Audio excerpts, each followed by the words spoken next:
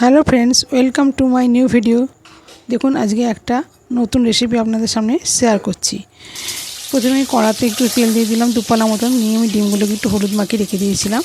নিয়ে ডিমগুলোকে একটু লাল লাল করে হালকা ভেজে নেব, খুব লাল করবো না। এবার আমি হলুদটাও হলুদ মাখিয়ে রেখে দিয়েছিলাম আলুগুলোকে, এই আলুটাকেও এবার একটু ভেজে তুলে নিলাম। নিয়ে এবার একটু সামান্য তেল দিয়ে এর মধ্যে আমি গোটা গরম মশলা ফোড়ন দিলাম, দিয়ে তার মধ্যে পেঁয়াজ, টমেটো, কাঁচা লঙ্কা, রসুন, আদা এগুলো সমস্ত দিয়ে দিলাম। দিয়ে এর মধ্যে এবার টমেটো কেচাপ দিয়েছি, ধনে গুঁড়ো, জিরে গুঁড়ো, নুন, মিষ্টি এগুলো সব দিয়েছি।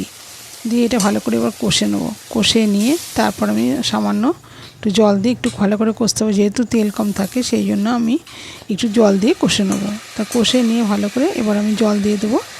এটা ফুটে গেলে আর না আবার মুখেতে আমি একটু গরম মশলা আর কসুরি মেথি দিয়ে নামিয়ে পরিবেশন করব।